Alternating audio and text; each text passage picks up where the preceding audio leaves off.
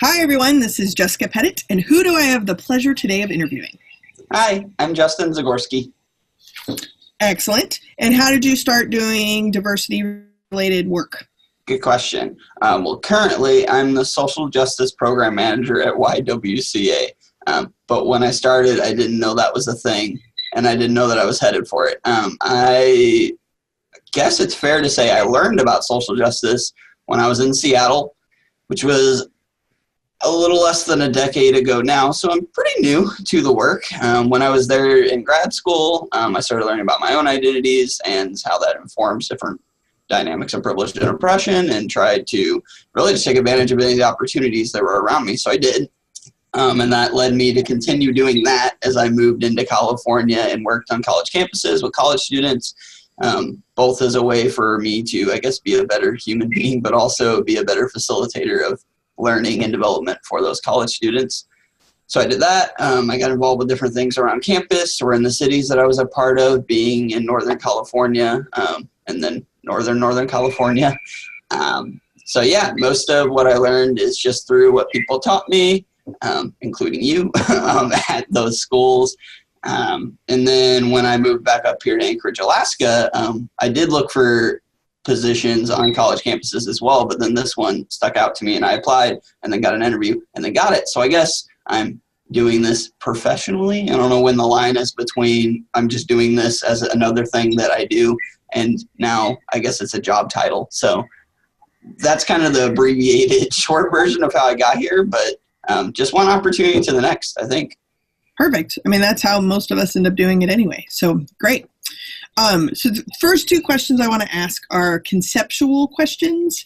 So these two concepts keep kind of popping up in my world. And so I'm curious to see how the concepts land on you. There's no wrong answer. I'm just fascinated at how they are being interpreted by other people. So the first one is diversity dividend, which usually comes up thinking about like profits and bottom line. So how does the concept of diversity dividend land on you in terms of like investment action return? Well, first, to be honest, I hadn't heard that phrase yet. So I'll look it up. But I don't even know if it's look upable. Okay. It's just been discussed. So I don't think it's a thing. I'm just curious what the not thing lands on. Got it. Then I'll just say you piqued my curiosity. But you caught my attention when you said return. And the reason is because recently I've been asked to explain my involvement in activities based on a return on investment. So in other words, a diversity dividend. So I don't know. On the one hand, I want to be able to show leadership and organizations the actual benefits of having a diverse team, because I think at this point everyone knows. I think everyone accepts that diversity will lead to like innovation, or at the very least, more people will buy something or come to them for service, I think. But when my initial reaction to what's the return on investment, I was like, I don't know. Like, people will feel better. They'll feel more included where they're working. They'll be happy showing up to work. I was like, how do I quantify that? So how do you quantify like the morally right thing to do? Right. So I think if it's not Googleable, I have a feeling it will be very soon, because I think diversity dividend is the next step to how people are tracking whether they have completed diversity or not within their organization. Like, we've hit a certain number or a certain percentage. And I mean, we already know that that's why diversity is not the end goal. It's super helpful and like a good way to move forward, but it doesn't automatically create inclusion. And that's what I'm telling, and I'm having this conversation with a lot of folks up here, because we are a very diverse city, depending on what part of the city you are in. But it should make sense that amount of diversity, if people aren't ready to navigate that amount of difference, will create conflict or divide or what have you, all of the things that we are talking about during trainings and dialogues. So that's my first thought. I could see it becoming a thing. Cool. Well, one of my favorite memories of doing trainings in Anchorage is was a training I did with United Way, and the chief of police, lieutenant chief of police, something like that, a woman, shocking, was at the training, and she got huffy at something that I said, and she's like, "Are you saying that all police officers are racist?" And I said, "No, I'm saying all people are racist, and some people are police officers." I'm sure that didn't help very much. No, she got up and left, and walked away. Yeah. So I've had some of those moments up here, and that was my reaction when I was like, "What's the return on investment?" Just asking that question kind of tells me how much farther we have to go, but I try to see it as a hopeful direction, not a disappointing one. What if it's motivated by positive curiosity and not like quantify this for me? Right. That's what I mean. Yeah. Okay. Next concept. So the next one is asterisk other duties assigned. So I typically find this like at the last line of a job description, but in practice, I think there is also like a unquantifiable amount of time and resources of an employee or team member who has maybe the only one on the team who has a certain identity, and they become kind of the automatic informal chair of an affinity group, and all the extra other duties assigned that come with that are not necessarily part of the person's performance evaluation. It's also flexibility for a supervisor to kind of give you extra stuff to do. Yeah. So, asterisk other duties assigned. How's that land on you? Well, there are other things that have been assigned to me as in any job, but the more you spoke, I mean, there's different things, the things that won't come. Some of those other things as assigned, they do come up. And I've noticed for the work that I have proof of. So like if I helped out with a website and it's not on my job description, then that will help. But yeah, the things that aren't captured in the job description, I mean, I don't want to, this could be happening for everyone. I'll never know.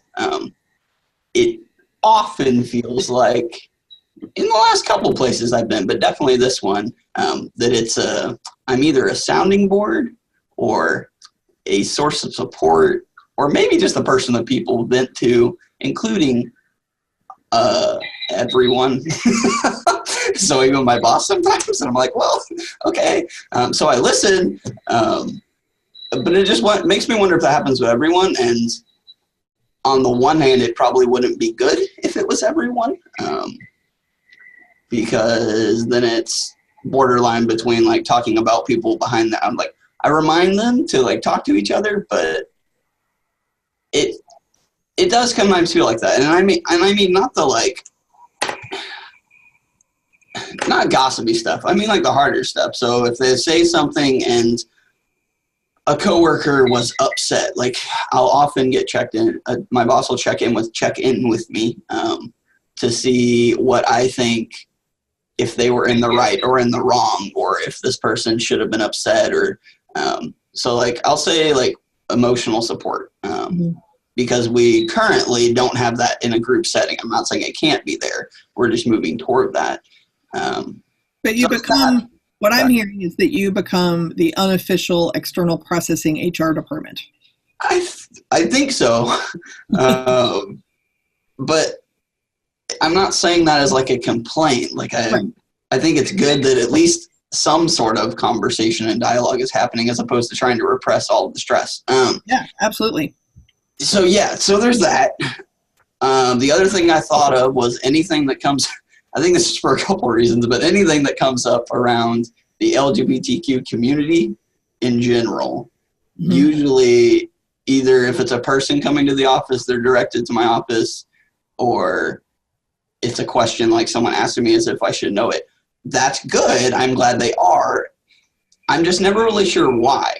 I am the social justice program manager, and it makes sense. That's everything. But it was created with the intention of eliminating racism, so it was very racial focused. So since I got here, maybe it's just an expanded understanding. We are next door to our statewide LGBTQ office. So when that office is closed, some people come over here and then they're directed to my office, which is perfect. I'm also on the Pride Planning Committee. So and my coworkers know that. So there are reasons, but no one else here at this point has Googled enough or been to the office next to us to answer some questions. So yeah, that's not going to show up in my job evaluation, but I'm glad to be doing it. And sometimes that is stuff that's just general information, and then stuff that is more relevant to me personally. So yeah. Great. And I would imagine, I mean, in the full disclosure, so we didn't actually work together, but you worked at the campus in the town that I live in where my partner works, which is almost like being coworkers, except not really at all. And I've done some trainings for the departments that you have worked in, so we worked with one another in that way. And one of the things that we did preparing for this call is you filled out a survey, and one of the elements that there was two elements that you mentioned that no one else has mentioned before that I want to make sure we talk about.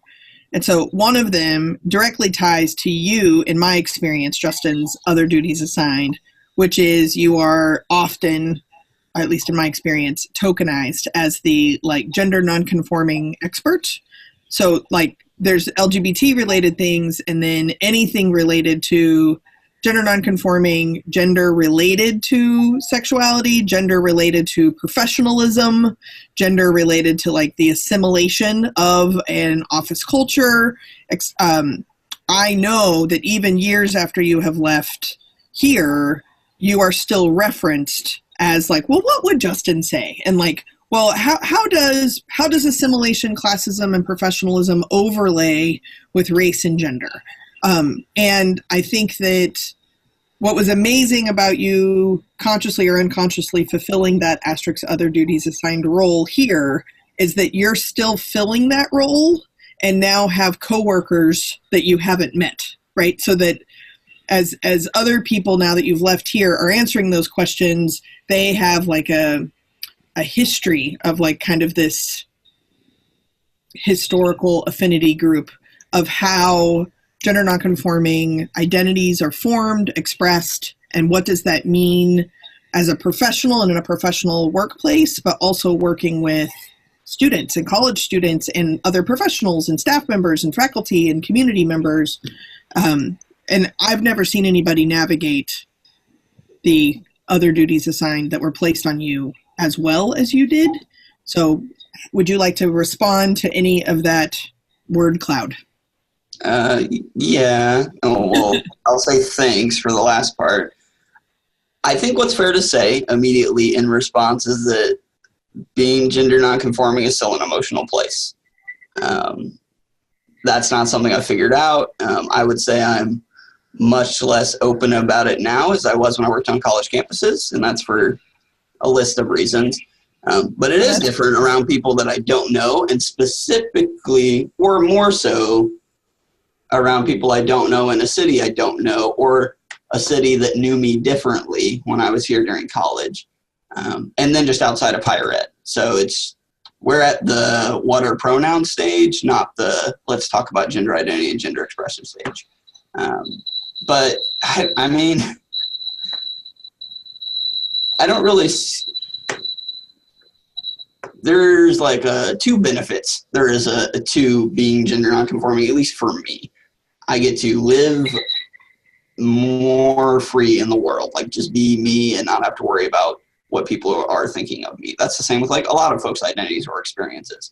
So there's that part, but I often want to say the whole reason to show up and do some of these things that you talked about and be that place is because I thought it would make it easier for other people, either other gender nonconforming people, or again, it can, well, as you know, it kind of includes more than that, but a bigger impact.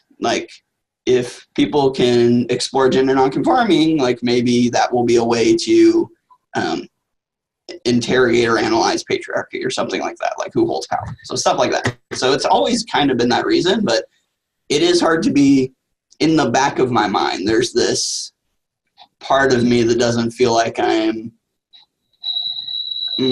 serving that role that you just described as well as I used to be. Which is difficult to sit with because I'm here and I'm doing stuff, but yeah, it's just that sits there because I saw the positive impact it was having on, at least on, I mean, I don't hear all of the things that are said through the grapevine all the time, but I at least know that it was having a positive impact on college campuses, like the students that I was working with, especially other students who were gender nonconforming, or even at SJTI. Based on some stuff that happened when I was there, there was one other person that talked to me. They're like, "I'm glad you're here," because usually I'm the only gender nonconforming person, and at that time I didn't even know that was who I was.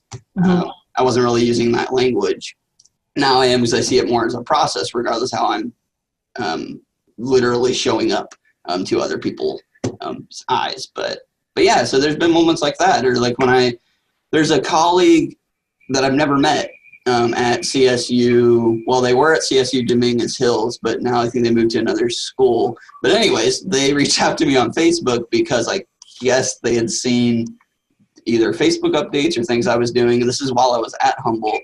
And they got me in contact with a student who was gender nonconforming, who was getting ready to go into student affairs grad school. And they're like, just give them some tips. I'm like, well, I didn't even know that's who I was at the time. So I think I was being asked for advice about being gender nonconforming before I really knew that I was. I just knew I didn't want to conform to traditional gender norms and heteronormative. So anyways. But I also think, though, that, and you answered one of the questions you answered, where you had obviously, like, just a couple of days before done a workshop on professionalism, assimilation, which also has like a race and a gender piece to it, but also has a class piece to it. And I think what you're speaking of, so also you said SJTI, so just for those listening, it's Social Justice Training Institute, which is a phenomenal immersion experience that I think we both would highly recommend. sjti.org, go there, enjoy. But what I think that you're also speaking to that I don't think we often have conversations about is the code switching or shifting. Sometimes will come up in conversations, but the professional assimilation pressure and how that Venn diagram overlays with how you are perceived by other people while also doing your own identity work. And so it's fascinating to me hearing that you didn't know who you were, even though other people were like tapping you for this information. That doesn't like pressure you or hurry you up into developing that sense of who you are. And then as you have developed the sense of who you are, you're now in a place where that's not something you necessarily are doing, I'm hearing, out of like what is professionally or culturally expected of you in that space. So even as your identity isn't developed, you could be doing it all the time. And as your identity develops, you might not be able to be that part of who you are because of where you're at. You're constantly navigating things. That's amazing and awful and super other duties assigned. How are you navigating that, my friend? Well, I think you're accurate in your analysis or how you were describing it. I mean, it being either or, and I don't know if that is how it happens every time for every person, and I guess I'll just make a caveat or mention that I don't think it's all professional.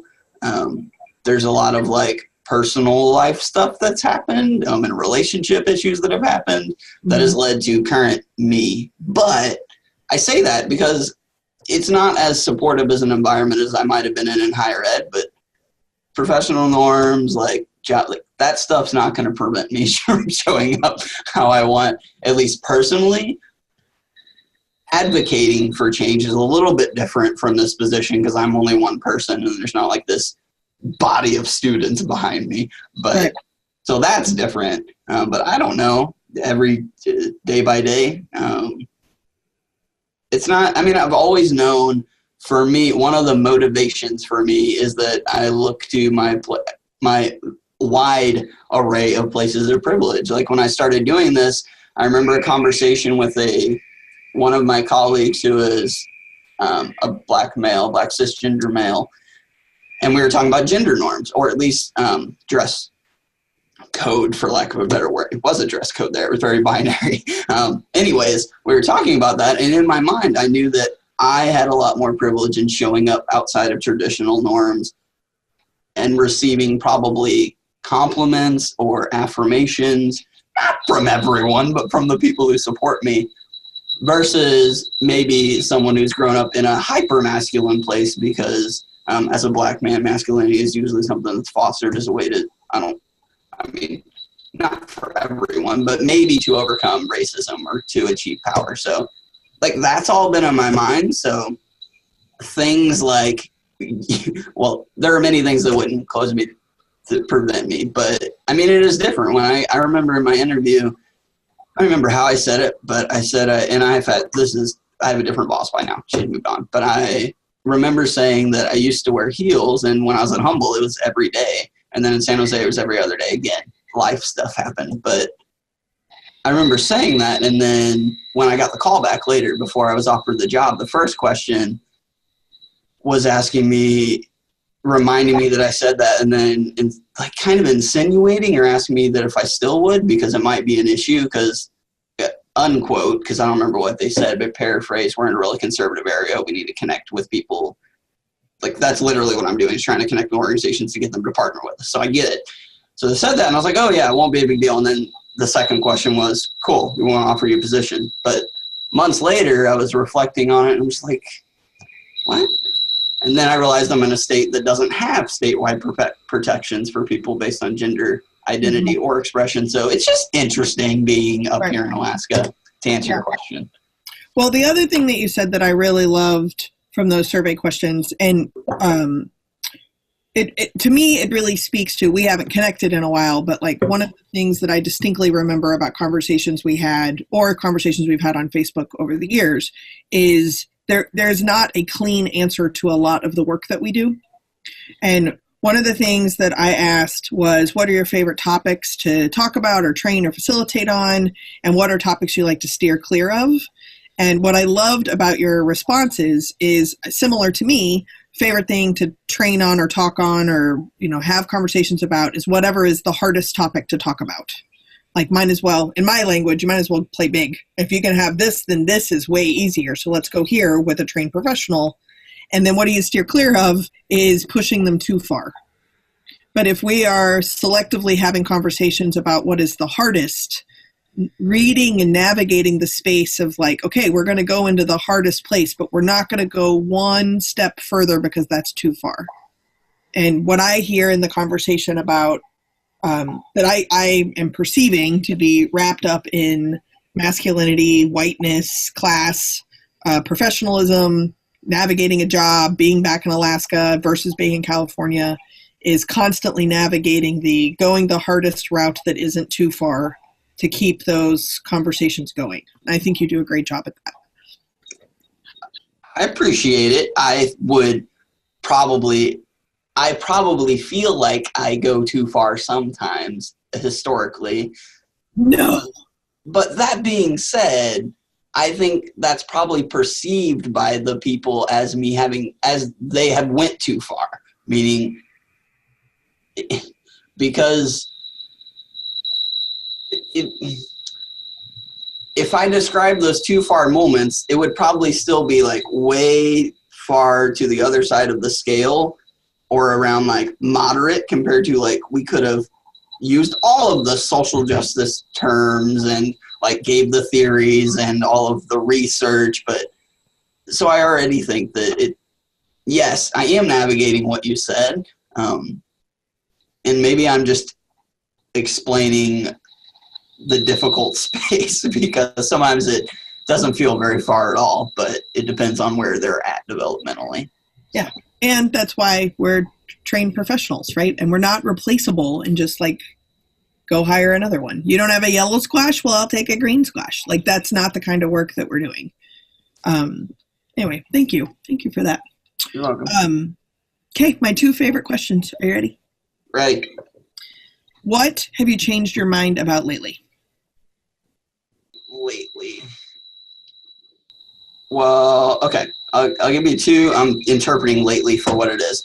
But recently, one of my colleagues helped me. I don't even remember what we were talking about, but we were talking about America, and I'm putting quotations specifically. So my colleague's from Chile, and she told me that it gets, like, she notices every time when someone says in America, when they're referring to the United States, because she doesn't feel included, even though that it's all of the Americas.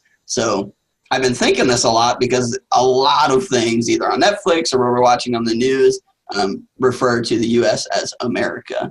And I'm just thinking about how subtly that reinforces the idea that, like, America is more I am grateful for the privileges I'm giving, and that America is more significant, seemingly more significant than it really, like, is, and makes me forget about, like, all of the rest of South America. So I've just been thinking about this a lot, and then it comes up in conversations. Either my partner will say America or a friend does, and now I talk to my colleague about that. So just a continued learning about having a Eurocentric world view. So that's a less personal one, I guess, that I changed my view in that way. I would say the last year has been about changing in ways that hopefully help me not be judgmental. I'm not a very, like, outwardly judgmental person, but that doesn't mean I don't have my own biases and things that I'm working through. And one of those for 28 years has been alcohol, and I had to drink alcohol. Mostly because alcoholism ran in my family, but also just from, like, being around it in high school is very different than nowadays. But last September, I started drinking alcohol, and I think since then has gave me a different perspective on outside of just that, but really honoring what I say or what people say when we say, like, we're all different and, like, all differences are good, and just letting go of some of that bias around, like, why would people need to drink? Why would they want to? Because really it's just using one story to see everyone else's experiences. And I immediately think back to my dad, who struggles with alcoholism. So stuff like that. So I don't know. Does that answer? That's great. Yeah, perfect. The previous one about America, I am also hyper conscious of the concept of America and the lower 48 versus Right. Alaska, Yeah. Hawaii versus the mainland, Puerto Rico versus the United States. Yeah. It's fascinating, and it's very easy to skip over those pieces. And I appreciate you sharing about alcohol. I'm 15 years sober, and it is interesting how my sobriety impacts other around me in a way that, like, this is my thing. Like, this actually doesn't have anything to do with you. But then their behaviors and actions change what I'm interested in doing. So then ultimately it does. Fascinating combo. Okay. Second favorite question. What do you absolutely know? I know that I'm doing what I want to do, what I should, might be too strong of a word, what I should be doing. I don't necessarily, not necessarily, I don't know the next step. I don't know where this current place I'm in leads. I do know how I got here, which was your first question. I didn't fully answer it in all of the knowing in the ways that I got here. But I know that regardless of whatever the next position is, however long I'm here, I want to be doing this work in some way. Now it's sort of full-time / not, because now I'm grant searching and learning how to write grants, but I know that this is what I want to be doing in life. So it's always at least going to be another duty is assigned. I don't think there's maybe this is what I know once, at least for me, but I want to say as soon as somebody. But as soon as I learned about social justice and a role that I could play, there was no ignoring it. Mm-hmm. Like, even if I tried, at least personally, I think I'd feel guilty or it'd sit in the back of my mind. So maybe that's what I know. Not that I want to continue this work. I don't really know if there's an option to not continue it. Even as I prioritize personal time or being at home and trying to relax or de-stress, even as I prioritize that, like, there's this feeling of guilt or could I be doing more? So awesome. I guess I know. Yeah. All right, great. So now lightning round. So I have icebreaker cards, which are 50 different questions, easy, intermediate, or deep. And I asked you to pick 3 numbers from 1 through 50. Your first lightning round question is number 9, which is an easy question. If you were trapped in a TV show for 1 month, which show would you choose and why? Oh, that one's hard.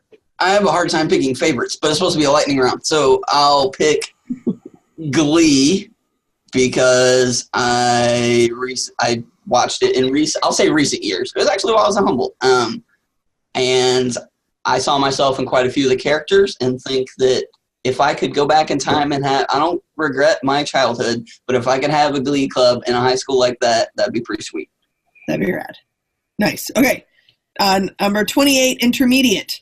Share a single regret you have, and if you could, what would you do differently now? That's funny. After I just said I try not to have regrets. That doesn't mean I don't have any.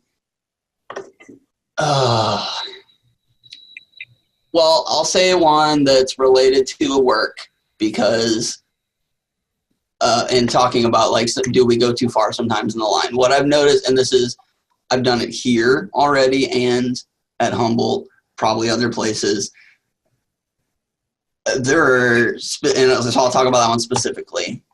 There are times when I think pushing and advocating is always, like, I always will, but sometimes I think I get caught up in wanting to be right as opposed to being effective, and that's something that somebody said to me at one point in time. Group feedback didn't work in that session. It felt like, quote, an ambush or attack. I had no weapons, but it wasn't effective, and I just probably wanted to be seen as somebody who was doing the work, and we could unpack somebody. My privileged identity is doing the work, and I see that, but then there's this dichotomy of not feeling super comfortable in that space one-on-one with the person. Anyways, I still regret it. Like, if I go back in time, individual conversation probably would have went better in the long run before trying to have a group feedback session around stress in a work environment. And it's happened many places, but I regret it every time. Great answer. All right. Last one is deep, but you can go as deep as you want to, just so you know. And that is, what is your favorite holiday and why? Well, I can tell you why some of mine aren't anymore. That's a different question. I know. Favorite holiday and why? But it's illustrated in my struggle to respond. That's true. I'm gonna say Valentine's Day. Although my partner is not currently here for most Valentine's Day, even if I put up a front, I'm emotional and sappy and like romance. And that holiday, like, I'll watch Valentine's Day on Valentine's Day. That's the part that gives me joy. Like, I like everything that goes into that day. Even helping other people feel loved on that day, even outside of actual partnerships or relationships. So I'm going to pick Valentine's Day. I'm solid with that answer. I think that's a beautiful answer. All right, great. Well, that's all I got. I appreciate you spending some time with us. Us meaning somebody other than my dog is going to watch this someday. If somebody wanted to get in touch with you and or hire you, how would they get in touch with you? So I have a website. Is justinzagorski.weebly.com. I can spell my last name in Zagorski. Not that I need to spell it for you, I guess, but people, anyways. Yeah, so my email's on there. You can contact me through there. As I told you in kind of the start, I don't know if I'm like, whatever, I can be hired. I don't know if I'm like I'm a professional trainer, but I am here. If you're in Alaska, then there's the ywcaak.org website where you can consult with me through. But outside of that, yeah, I have another website. That's wonderful. Thank you so much, Justin. I really appreciate your time. You're welcome. Thank you.